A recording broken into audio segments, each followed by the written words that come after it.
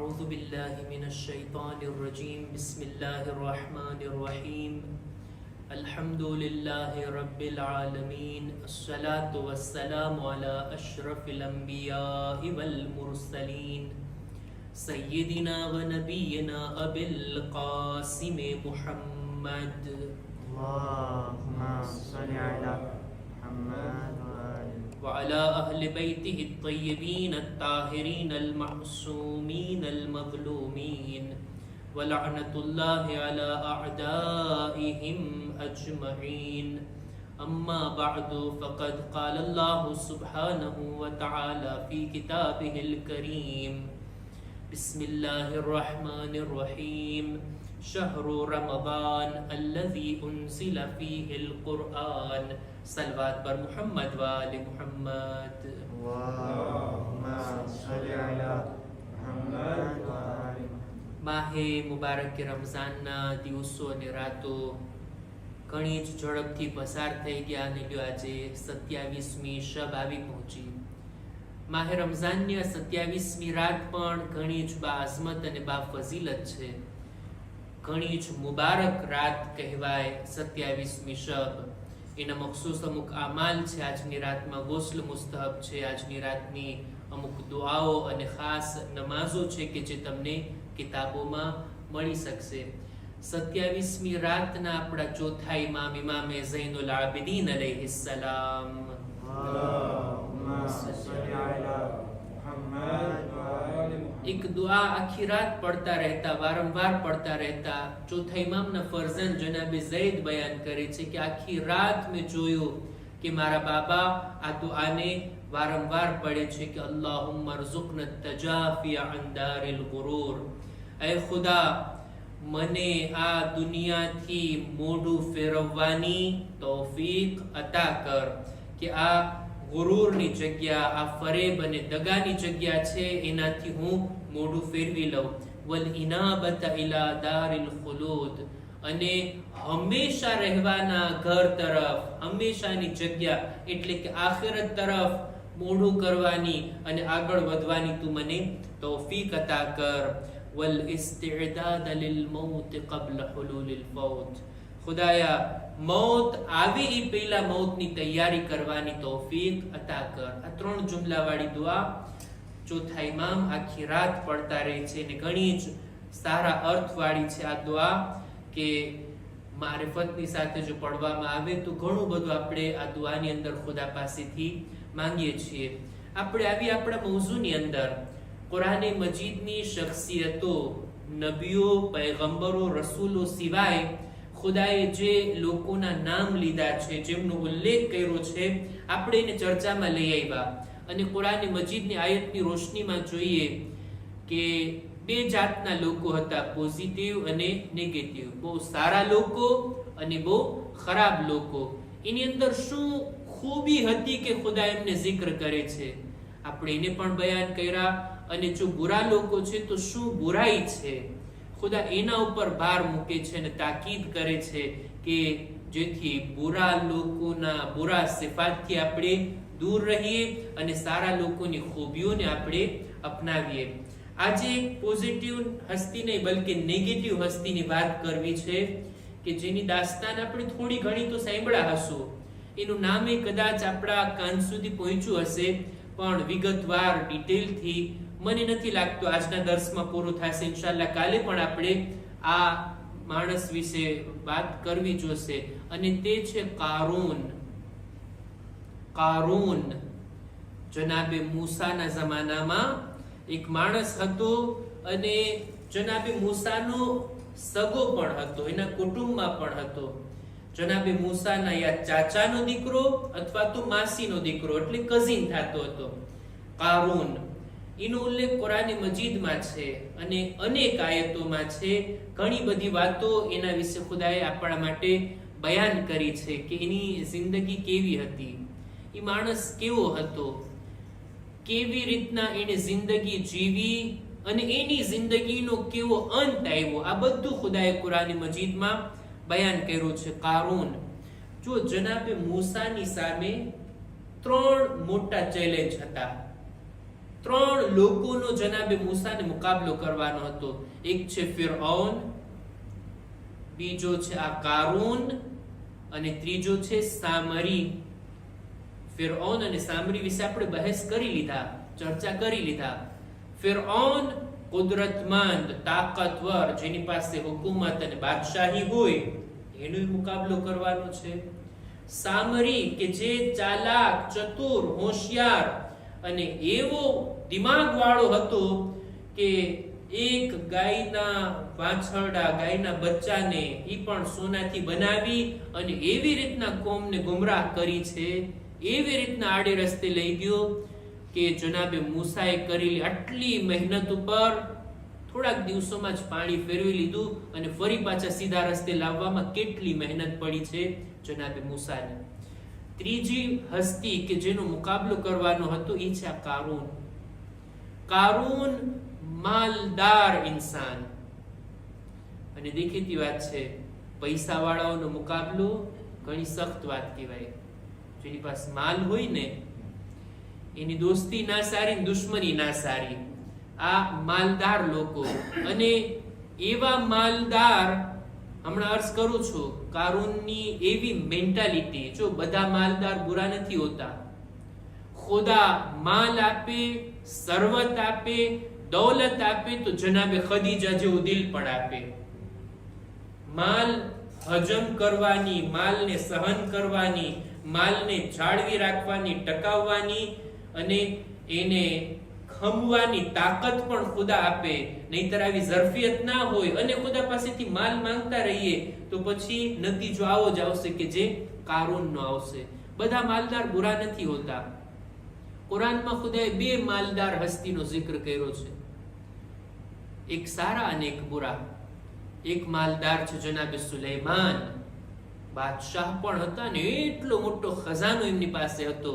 માલદાર હતા કે નહીં, એમ છતાંય જનાબે સુલેમાન ડગલે ને પગલે કહેતા આ રીતનું એલાન કરતા, હાઝા મિન ફઝલી રબ્બી. આ કુરાનની આયત છે અને ઈ પણ જનાબે સુલેમાનના મોઢેથી કે આ જે કંઈ છે ને મારી પાસે બધું ખુદાનું આપેલું છે. આ બધું ખુદા તરફથી છે, આ બધું અલ્લાહની નેમત છે, આ બધું ખુદાનું આપેલું છે. એમાંથી હું એના બંદાઓને આપું છું, એમાંથી હું ખુદાના રસ્તા ઉપર ખર્ચ કરું છું અને હું પોતે પણ લાભ ઉઠાવું છું. પણ કારૂનની મેન્ટાલિટી, કારૂનનું તો કહેવાનું એમ હતું કે આ જેટલું પણ કંઈ છે ને, આપણે આયત પડશું, ખુદાવંદ આલમ કારૂનના મોઢેથી આ વાતને બયાન કરે છે. સૂરે કસસની 78મી આયતમાં કારૂન કહે છે, ઉતીતુહુ અલા ઇલ્મિન ઇન્દી. આટલો માલ મારી પાસે છે ને, આ બધું મારી હોશિયારીનું પરિણામ છે. આ તો મારા ઇલ્મથી મેં આ બધું કમાયું છે. મારી પાસે એટલી જાણકારી છે, મારી પાસે એટલો દિમાગ છે, એટલે મેં આટલું બધું હાસિલ કર્યું અને ભેગું કર્યું. જો એક માલદાર કે જે બધું ખુદા તરફથી જાણે અને એક માલદાર કે જે પોતાની હોશિયારીનો નતીજો જાણે, ફરક છે આ બેની અંદર. ફરક છે આ બેની અંદર. ખર્ચ કરવામાં ફરક પડશે, ખુદાની રાહમાં આપવામાં ફરક પડશે, અને આટલું જ નહીં, મરતી વેળાએ ફરક પડશે. જ્યારે આટલો માલ કમાણો હોય, આટલો ખજાનો આપણી પાસે હોય અને એકદમથી મલકુલ મૌત આવી જાય અને આ બધું મૂકીને ચાલ્યું જવું પડે, યા વિચારમાં ફરક છે. જનાબે સુલેમાન બધું મૂકીને ખુદાની બારગાહમાં ગયા, જ્યારે આ કેવો એનો અંત આવ્યો, આપણે ઇન્શાઅલ્લાહ એની પણ ચર્ચા કરશું. માલને દુનિયામાં મૂકીને જાઓ, આખી જિંદગીની કમાણી એક મિનિટમાં મલકુલ મૌત માલ અને આપણી દરમિયાન જુદાઈ કરી નાખે છે. એવી જુદાઈ કે પછી પાછું કઈ મળવાનું નથી. બહરહાલ આપણે કારૂનની ચર્ચા કરી કુરાન મજીદથી. કુરાન મજીદની અંદર કારૂન વિશે આ રીતના ખુદા બયાન કરે છે, બહુ સારી રીતના. આ આયતોને જો ક્યારેક એનો તર્જુમો ખોલીને જોશો તો મારી આ વાતો જેને રજૂ કરું છું બરાબર આપ લોકોને ધ્યાનમાં આવશે. સૂરે કસસ, સૂરા નંબર 28, એની 76મી આયત, 76, 77, 78, સૂરા નંબર 28 આયત નંબર 76 સ્વસંધિસ વિથ. ખુદાવંદ આલમ આખું કારૂનનું બયાન કરે છે, એની જિંદગીનો એક ખુલાસો અને ચિતાર, એક આખો સીન એની જિંદગીનો ખુદા આપણી નજરોની સામે લાવે છે. ફરમાવે છે કે ઇન્ન કારૂન કાન મિન કૌમી મૂસા. કારૂન જનાબે મૂસાની કૌમમાંથી હતો. અર્થ કર્યું ને, ન ફક્ત સગો હતો, એમનો કઝિન હતો જનાબે મૂસાનો, જનાબે મૂસાની કૌમમાંથી હતો. તૌરેત કે જે જનાબે મૂસા ઉપર નાઝિલ થઈ ને એનો કારી હતો, બહુ વધારે ઇલ્મ હતું તૌરેતનું એની પાસે. મુઅમિનીનમાં સૌથી આગળ અને સૌથી મોખરે હતો આ કારૂન. આપ લોકોને ધ્યાનમાં હશે કે જનાબે મૂસાથી એની કૌમ માંગણી કરે છે, એ મૂસા તમે જાઓ છો ને ખુદા સાથે વાત કરવા કોહે તૂર પર, અમને લઈ જાઓ ને, અમારે ખુદાને જોવો છે, અમારે અમારી આંખથી ખુદાને જોવો છે. આવી માંગણી કર્યા હતા. તો હવે આખી કૌમને થોડી કોહે તૂર પર ચડાવાય. જનાબે મૂસા કહે છે કે ના, તમારી માંગણી છે, હું એને ખુદા પાસે રાખીશ કે ખુદાએ આ કૌમ તને જોવા માંગે છે, અને બધાને લઈ જવા તો શક્ય નથી. હું કૌમમાંથી અમુક લોકોને ચૂંટીશ, અમુક ખાસ લોકોને મારી સાથે તૂર ઉપર લઈ જઈશ, અને ત્યાં જઈને આપણે જોશું. 70 લોકોને બની ઇસ્રાયેલમાંથી જનાબે મૂસાએ પસંદ કર્યા, અમુક લોકોને સાથે લીધા, એમાં આ કારૂન પણ હતો. અને આખી કોમ ચડે છે કોહે તૂર ઉપર. જનાબે મૂસા માંગણી કરે છે, ખુદાએ હું નથી કરતો, આ લોકો કહે છે કે તને જોવો છે, આ આંખથી તને જોવો છે. અને પછી ખુદા એની સાથે શું કરે છે, અને આખો વાક્યો કે અત્યારે એમાં મારે દાખલ નથી થાવું. ખુલાસો કહેવાનો મતલબ કે જનાબે મૂસાની કૌમમાં ખાસ લોકોમાં આ કારૂનનો શુમાર થતો. ફબગા અલૈહિમ, પણ આ કારૂન ઝુલ્મ સિતમ કરે છે, કૌમ ઉપર ઝુલ્મ કરે છે. وآتيناه من الكنوز ما إن مفاتحه لتنوء بالعصبة أولي القوة. અમે એને એટલા ખજાના આપ્યા હતા, ખુદા કહે છે, અમે એને એટલા ખજાના, એટલો માલ, એટલી દૌલત એને આપી હતી કે સોના ચાંદીના જે કંઈ બક્સા હતા, જે કંઈ પેટીઓ હતી, જે કંઈ બોક્સ હતા, એને એક બાજુથી બીજી બાજુ ઉપાડવા માટે મોટા મોટા પહેલવાન લોકોને બોલાવવા પડતા, અને એ લોકો થાકી જતા આટલું સોનું અને ચાંદી અને આટલા હીરા જવેરાત અને ખજાના ઉપાડીને. આ બધું એને ખુદા તરફથી મળ્યું હતું, આટલું બધું એની પાસે હતું. કૌમ જ્યારે જુએ છે કે આ માણસ આટલો માલદાર, આટલો પૈસા વાળો અને આટલા ખજાના ખુદા તરફથી એને મળ્યા છે, તો કૌમે એની સાથે વાત કરી. આ માણસ કૌમ પર જુલ્મ કરતો હતો ને, કૌમના લોકો એની સાથે વાત કરે છે. કારૂન પાસે આટલો બધો માલ જોઈને કારૂનને 4 નસીહતો કરે છે કૌમના લોકો. બસ એને હું બયાન કરીને વાતને પૂરી કરું.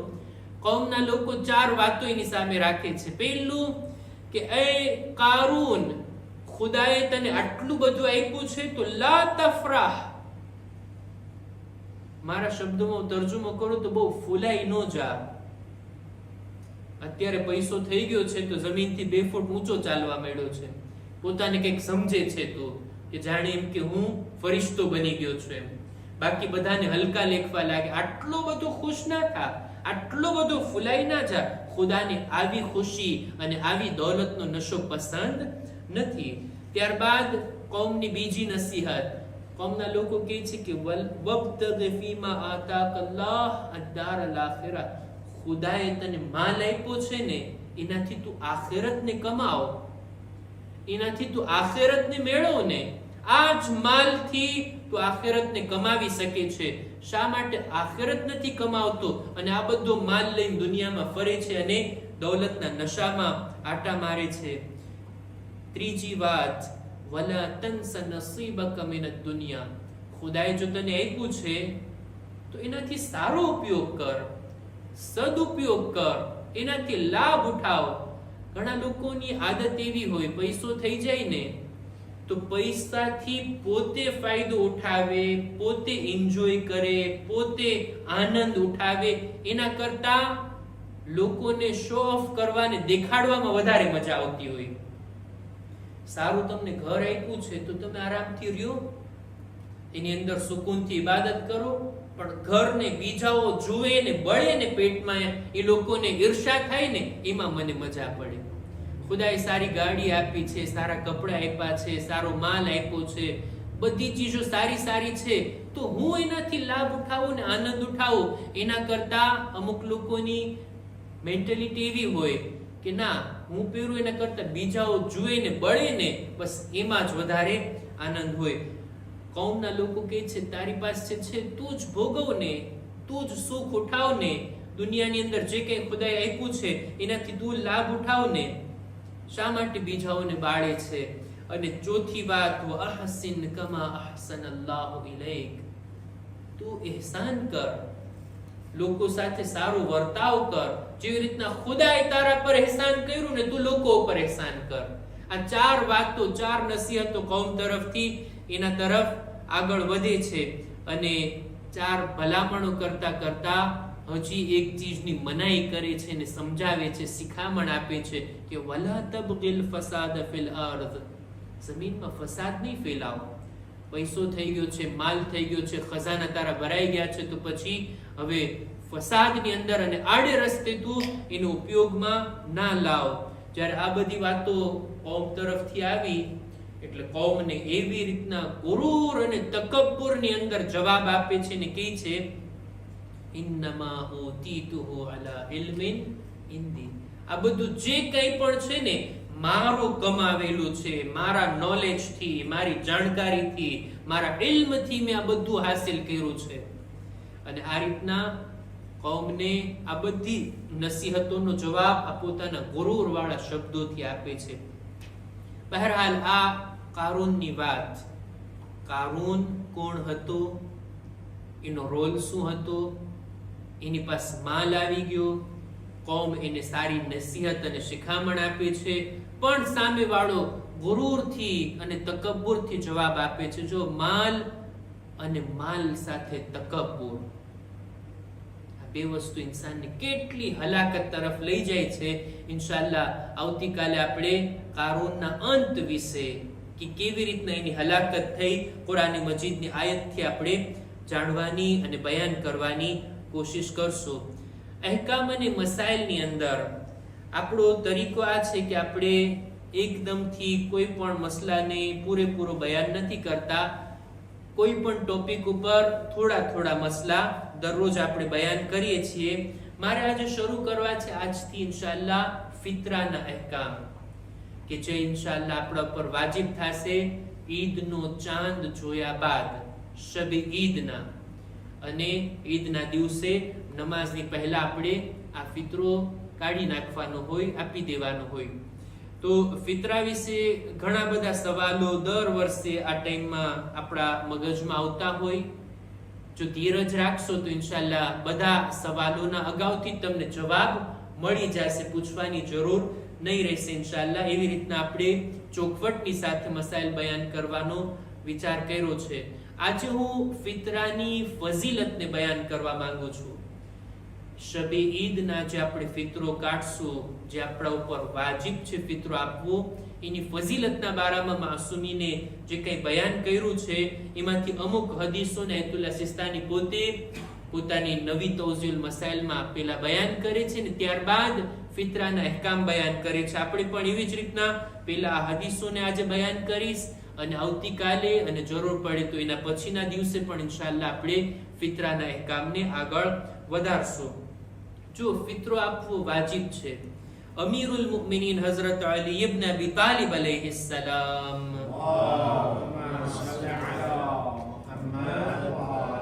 ઈદના ખુતબાની અંદર આ રીતના ફરમાવ્યા હતા કે તમે ઝકાતે ફિતરા આપો. આ ઝકાતે ફિતરા ખુદા તરફથી વાજિબ છે અને રસૂલુલ્લાહની સુન્નત છે. આ ફિતરો આપવો પોતાના તરફથી, પોતાના બાલ બચ્ચાઓ તરફથી, મર્દ, ઔરત, નાના મોટા, ગુલામ, આઝાદ બધાના તરફથી આ ફિતરો આપવાનો હોય છે. એક હદીસની અંદર છઠ્ઠા ઇમામ ઇમામે જાફર સાદિક અલૈહિસ સલામ